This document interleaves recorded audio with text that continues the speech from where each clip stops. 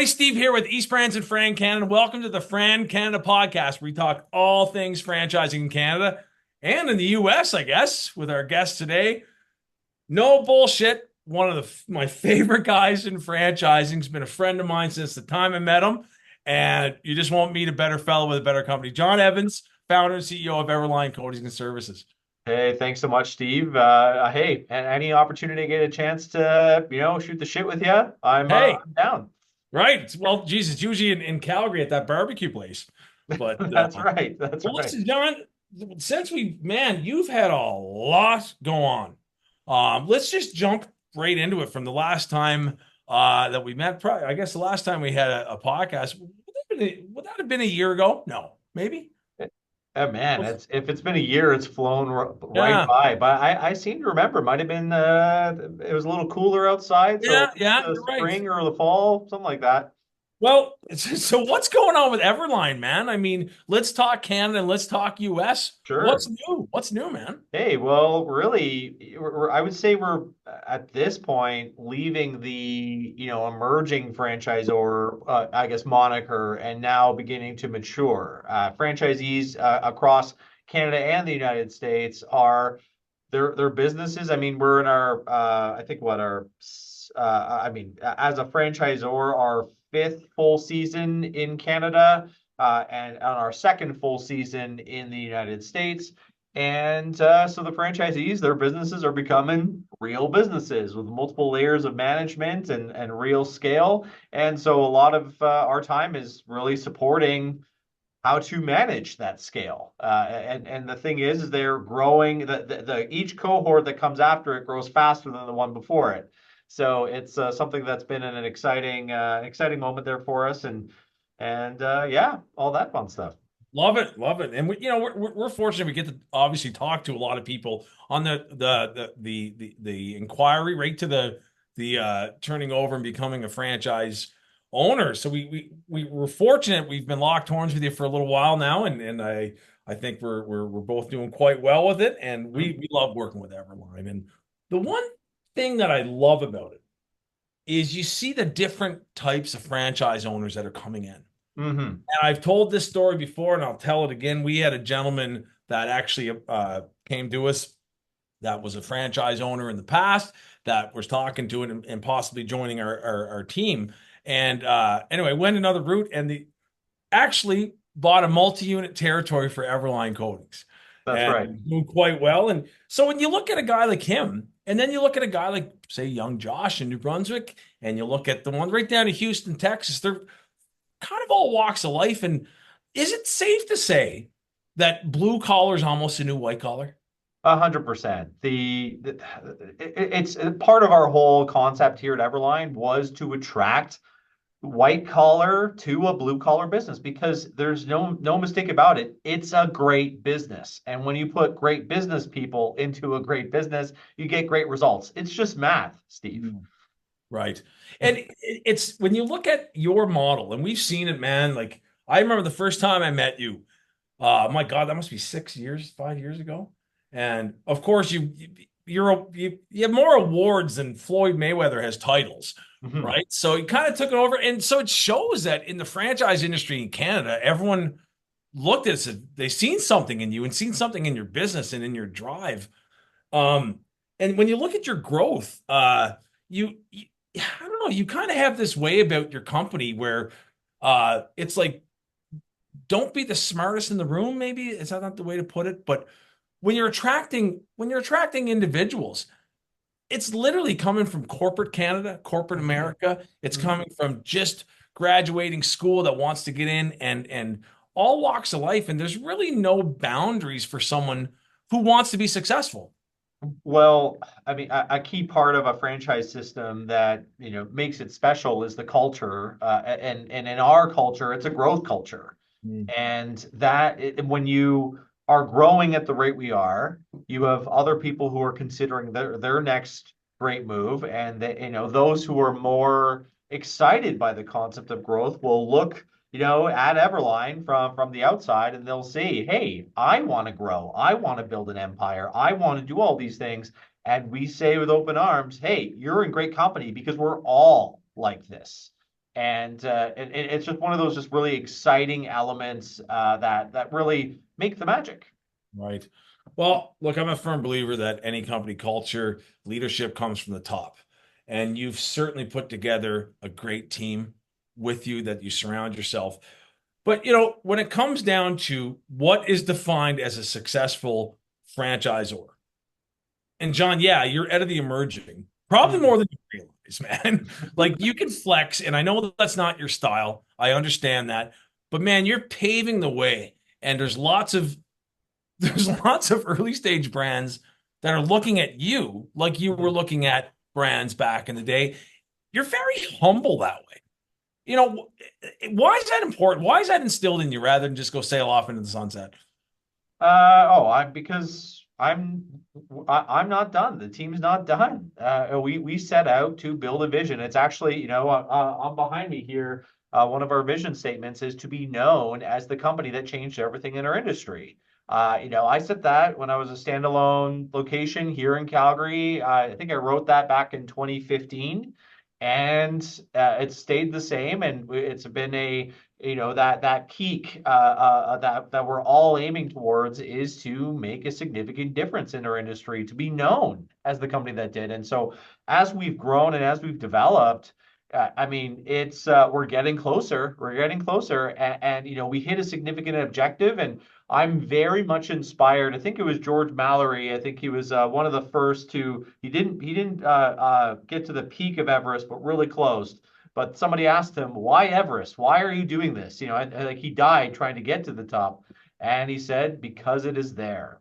And I think that is that culture that the Everline system has is largely derivative out of my just true inspiration by that concept, right? Because it never ends. We're constant drivers. The entrepreneurial mindset, the entrepreneurial itch is not, oh, I'm just going to get it to this point and just sit and sit on this success. No, the true entrepreneur builds and builds and builds and tweaks and grows like that. That's down to the DNA. And I'd say that makes up the bulk of our franchise system. Right. And yeah, you can't teach that. That's No, a and you, it's a gift, it's a curse, whatever you oh, want to isn't call it? it. It's a mix of all those things. You just can't stop, right? And I think that's that to me is just how I'm wired, how many of our franchisees are wired. And when you take those people and put them all together into a room, and they're all aiming for that next peak, that next element, and we're working together as a collective group, it goes from there. So. I mean, yeah, I can't sell off into the sunset. I'm literally not wired to do so. Right. Entrepreneurs you could say would be the types of people that would answer the phone when they're on their way to the hospital for their wife to give birth. Huh? Hey, man, yeah, when Steve Collette calls you, you take the call. Yeah. God, I had a buddy, someone I called and he was in Iceland. What are you doing answering the phone, man? Yeah. But anyway, so, okay. So what about being a franchisor? Because, at the end of the day, being a franchisor, a franchisor is a company, but it always comes down to an individual and then therefore forms a company. So, what is the true definition? And maybe you're still learning it, but you're certainly doing a freaking hell of a job. But to you, what is a franchisor's duties? What is a franchisor's DNA made of? So a franchisor, by definition, has developed a business model that is replicable with people from different lens of experience, of know-how, of skills, applying a system to the business model and applying those people with all those different variables and being able to put all those together and achieve relatively predictable results. And to me, a franchisor's role, of course, is to protect the enterprise value of the brand itself, because it's the vehicle for which all of our partners have put significant amounts of their investment into, right? I mean, it's no joke starting a business. It's not only just investment, but of even just dollars, but as well as heart, soul, blood, sweat, and tears. It's tough running a business. It doesn't matter if you're a franchise or not. You could have a pizza, or you could have a local pizza joint. It's still tough. Now the trade-off, of course, is through the value that comes from the greater piece of being part of a franchise brand, less the royalties, but as long as the franchisor is providing great value for those royalties, that they're not just a chunk of flesh, coming off their profit and loss every month, that there's true quantifiable value coming back on a monthly basis. A franchisor needs to make sure they're keeping tabs on that they are keeping track of all of those things, and not just waving it away and just saying, hey, yeah, no, your royalties, cost of doing business, take it or leave it. No, a franchisor needs to always build value for its franchisees. And in return, the franchisees will be empowered. They'll go and build greater businesses as a result, which makes the franchisor stronger. So I was a political science student, and I have a degree in it. And so I've always actually looked at, and it's going to sound so lame, but bear with me, that the franchising is like Canadian federalism, right? You have the federal government, which is in charge of natural cohesion, national defense, just the kind of more the bigger picture, what are we doing here as a nation? You can equate that to a franchisor and running a brand. Or you have a provincial government, which has, of course, like they're focused on their local population. They have different responsibilities: roads, education, healthcare, all that sort of stuff. They're more in the weeds of the day to day. And so the thing is that the federal government is technically not in charge of the provincial government, right? And vice versa. They have their own objectives and goals, and sometimes there's friction, but it works better when they work together, right? And that to me very much a part of that. So I think it's just recognizing and understanding that relationship is sacred, it's fluid, and the franchisor facilitating that in a positive way, I think is a great place to go. Right. And I could say, you're the type of franchisor, and we meet a lot of them. You listen to understand. You don't listen to reply. Mm-hmm. And that is a true trait of a leader. Mm-hmm. I'm a philosophy geek, man. I don't like to start with the conclusion. I like to debunk premises of an argument. But unfortunately, sometimes there's a lot of brands say, this is, they have to reply before they even hear it out, right? But that's a great analogy. I think you're right. And franchising can be bound for conflict. Mm-hmm. It can be, because a lot of the time, if it's an entrepreneur, there's some strong personalities. But coming into it, the path that you've paved, let's not underestimate it when you look at it from the outside. I mean, the sacrifice that a franchisor like you has made, and let's not take away with the fact that you were actually a franchisee. Mm-hmm. You got to touch on that, man, because I think that has added tremendous value to the brand that do you mind if we talk about that a little bit? Absolutely. Not only that, my parents were franchisees as well, so I grew up in it. I mean, of course, I didn't know what I was doing at the time. I wasn't aware of the context. I'm an 8-year-old running around the office saying, this will be great for when I'm a franchisor, anything like that. This is more of the exposure than, of course, through at high school, working in franchises and entry-level jobs, just being exposed to systems and all that kind of stuff. But then, of course, becoming a franchisee myself with College Pro Painters at the time, it was not only a great training ground for myself as an entrepreneur in general, but as I paid that royalty check. I remember, just that auto draft coming out of my bank account after I closed a large project. And I remember very distinctly when I paid it, and I felt I got great value for that royalty. And then I remember when I paid it, and I was like, what is this even for? Right.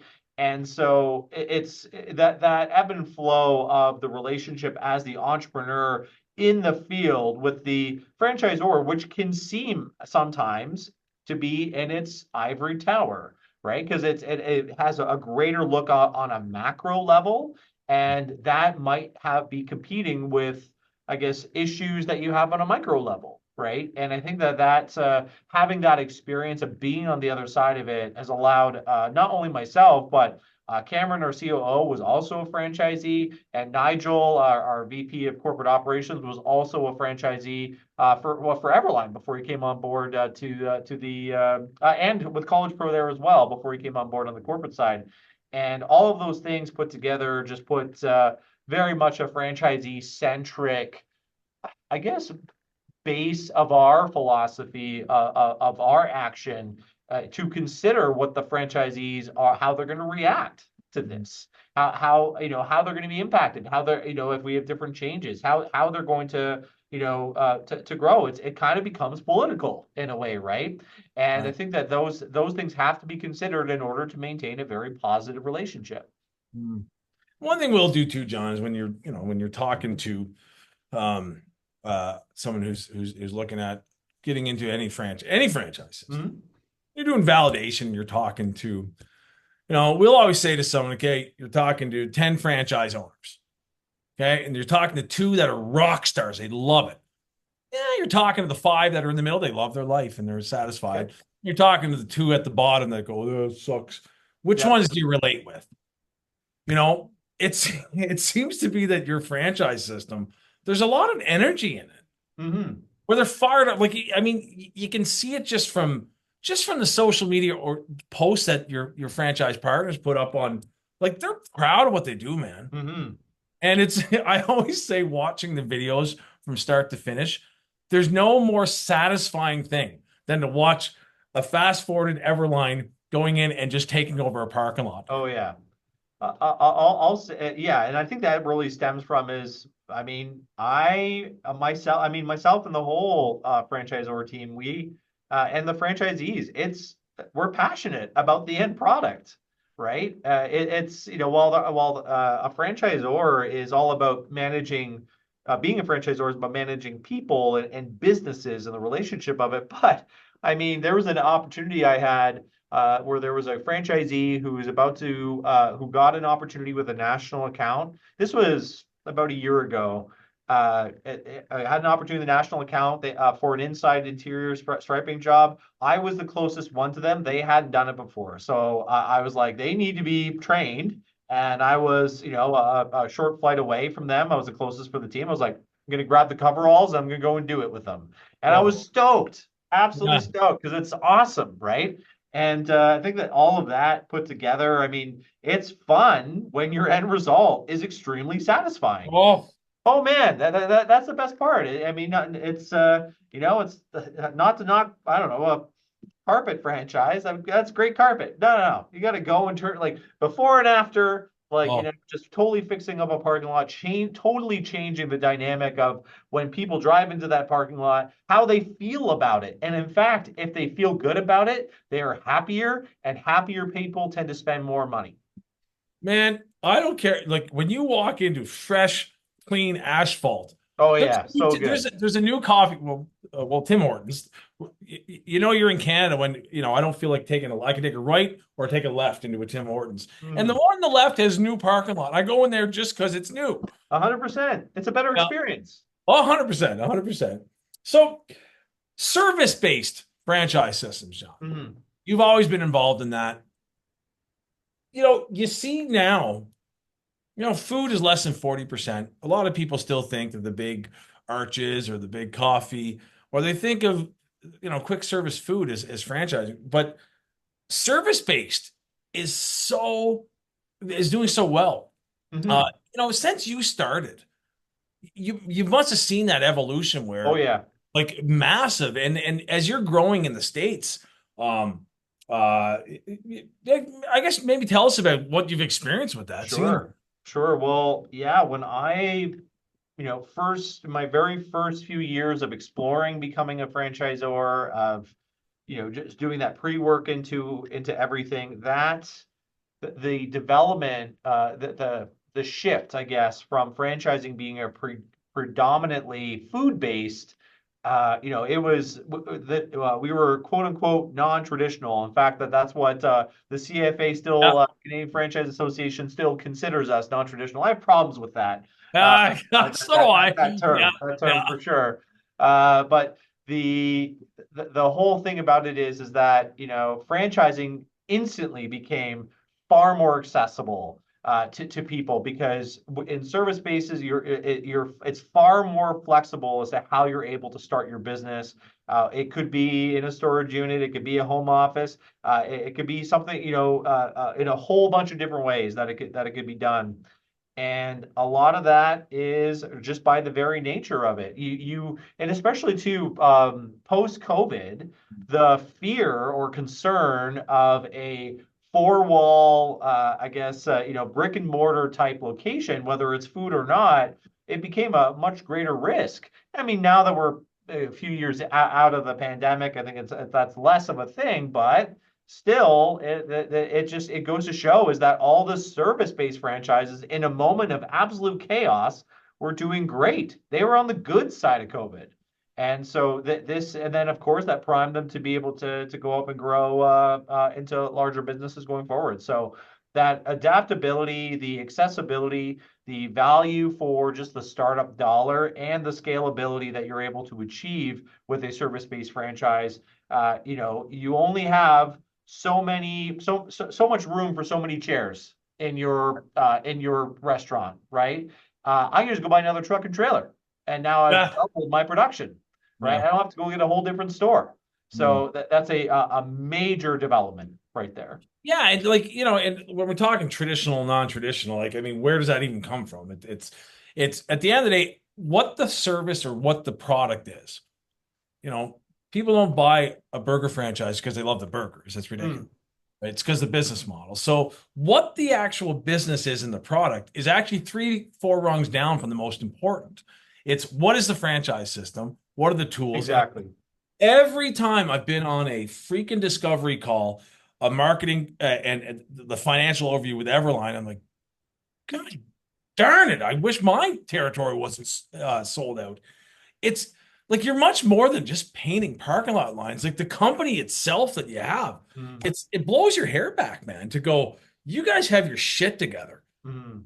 right? So and through the evolution of that, you're always making it better. Uh, why having all those systems and all that in place is so important. Well, I think so. What you were referencing was, in franchising, honestly, for a franchise system to be franchisable, it has to be a good business model, right? And not everyone who decides to go franchising it's a fully baked idea there yet. So anything brand new, certainly do due diligence on that. But whatever, I mean, the majority of them are going to be business models that are fine, right? And that's why I look at what the business is. It's the widget. Like, nobody. It's like what's the widget? Fine, parking lot line painting, blinds installation, like whatever, right? Serving milkshakes, whatever. It doesn't matter. It's like, let's talk about the business model, but who you want to be partnered with after a certain point, right? It's like, yeah, the thing we're doing does not matter as much as the people element of running the business and who you're in business with. And that's been our actually one of the most common pieces of feedback that I've received. Even I was talking to a franchisee earlier today. She said, I'm not necessarily passionate about parking lots and didn't think I ever would be. I am now, but I didn't think I would be. I joined because of the authenticity and the team and the partnership that I wanted to be a part of. And that was the critical element. So what this means is that for any aspiring franchisors listening to the call, or franchisees that are considering as to who they're going to be working with, to strongly look at who they're going into business with Mm. and how they do business. And it's really more of a culture fit at that point. There are people that we've brought into the system, in our earlier days, that we thought would have been a greater fit, when really they were a better fit for like a four-wall store than for an outbound service-based business, right? They wanted to market different. The market an EverLine business like they marketed their other business, which was based in a four-wall system there. And in hindsight, you learn, okay, that's actually not a great fit. Great people, great partners, but not a great fit in just how you want to do work. So once you have the people side of that sorted out, then it's down to how do you execute. And so I was really fortunate, of course, having resources like you, Steve, and the network through the Canadian Franchise Association and the International Franchise Association, being able to connect with other franchisors all across Canada and the United States, and just ask the questions of, Yeah. okay, I have my widget works, right? I feel like I'm a good guy. I can, be a great partner. How can I deliver this? I guess the requirements and services of a franchisor in this partnership in the utilizing best practices. And it's funny when franchisors get together and talk shop, our problems are all the same. There's a Oh, franchisee 100%. underperforming due to X, Y, and Z. You have just all sorts of different elements there that they're all the same. So again, it's really about how we all lift each other up and make each other better in that situation. Yeah, and look, one of my companies was the fitness company. The worst franchise partners for that are fitness instructors, right? Like, so Right. it's, and everyone goes through that rung. And what can happen is, I think early on, you're internally optimistic, you know, Mm, and it's so one-sided where, wow, they want to come in and is it a good fit for both sides, right? yep. And but it when you look at your company from when I first met you to where you are now, I mean, John, I know you're a very humble guy, but man, good on you. I mean, you're paving the way. You're a true Canadian success who's rocking it in the States now. And a lot of people are looking up to you. And let's talk about Canada for a second. How many territories have you got left? Uh, we're at like four, I something think like we got that. four. Yeah. Yeah. Um, Not to put the sense of urgency out there, folks, but if you're looking at this, click the link below and let's have a chat because we got four left in Canada. Mm, Um, and then you're sold out, right? yep. And then it's now in the States, you're growing, you're doing extremely well. Um, Multi-unit and larger multi-territory seems to be with your franchise opportunity, if it's available, is what a lot of people are taking advantage of. Can you talk about Mm. that a bit?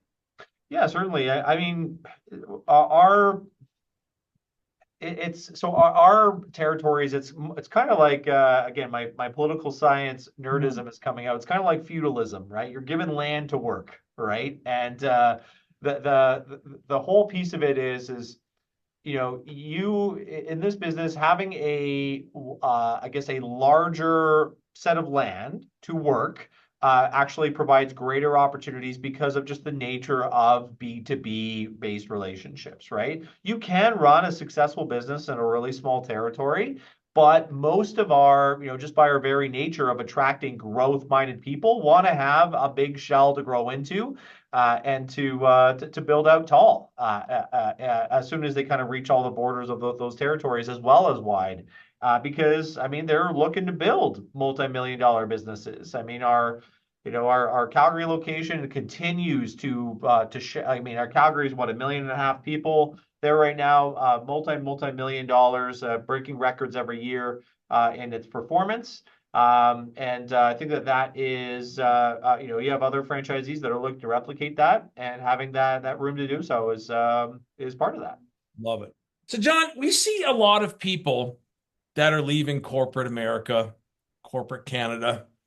They're saying, look, I have my middle management, entry level, senior management, whatever it may be. People aren't the Freedom 55. Is that company still around? Because they should change that name. Yeah, 55, you're a kid.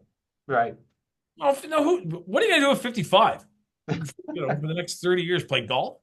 You're seeing that. And a lot of people are leaving that. So, with your franchise, are you noticing a lot of that coming in where people are just leaving corporate America or corporate Canada going, you know what, I want to do something myself? 100%. It's actually driving most of our growth here going forward. I think what really drives it is just the state of level of competition, the level of grind that is required to be successful in corporate Canada or corporate America for very little, I guess, personal reward. right? And now, especially now, if you pay attention that to just it's now an employer's market, right? It used to, post or pre-COVID when everyone was really, you had to beg to keep people to not go through the great resignation.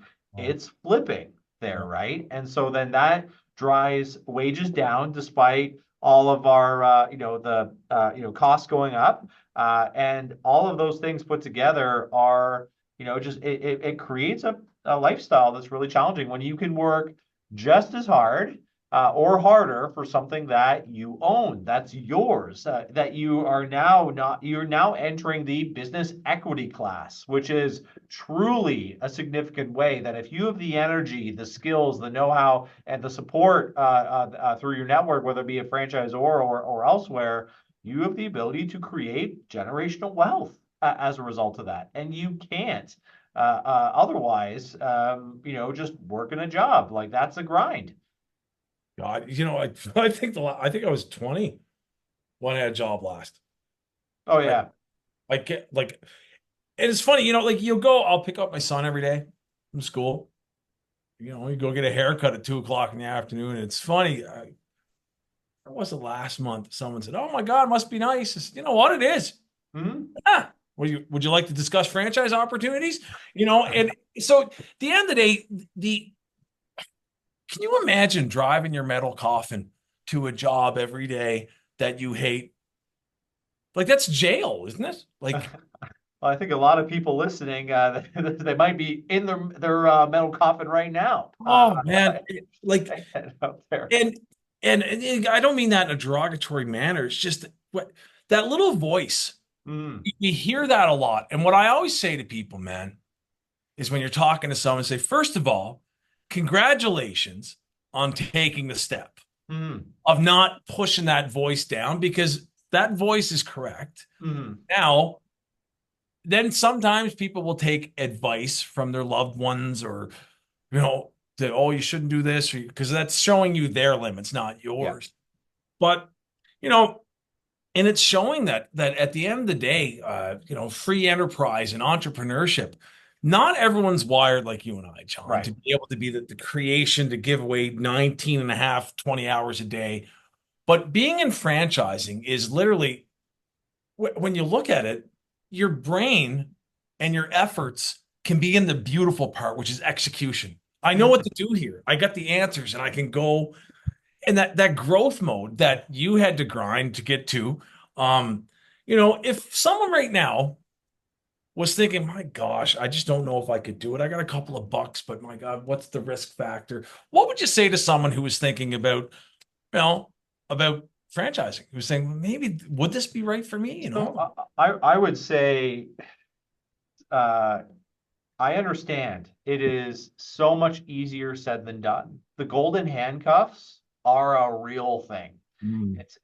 That a lot of people they have their families, they have their stable income, it's certainly a challenging, I guess, security to break away from. And when you think about starting a business, whether it be a franchise or not, is risky. It is. You could lose everything, like what you invested in the business, right? And for a lot of people, that's challenging. And I would say is, whether or not you're in that position to take the leap and just go all in and go for it. I have franchisees where they burnt the boats, so to speak, right? Where they said, there's no going back. This has to work. Those franchisees are my highest performers, Yeah, the grit, right? that grit. It's right. They said this has to work, and I'm going to partner with somebody that has taken this with me and taken this business and business success and navigate it. And if you have those skill sets, that would apply to the franchise that you're looking into, then you're going to do great. Talk with other franchisees, see how they did. Talk with other franchisees that took the leap themselves. That's, I think, the biggest thing for them to understand what the good, the bad, the ugly is, and getting started in a business there. And I think that's it. It's those that actually kind of to dip their toe in the water, don't fully invest because they're like, oh, we'll see how this goes. It becomes kind of a side hustle. Businesses very rarely, if at all, like I mean, we're talking a very, very low percentage, will be successful if it's a side hustle or something you do off the side of your desk. You have to go all in. All in is going to be the greatest assurance of your success because it has to work.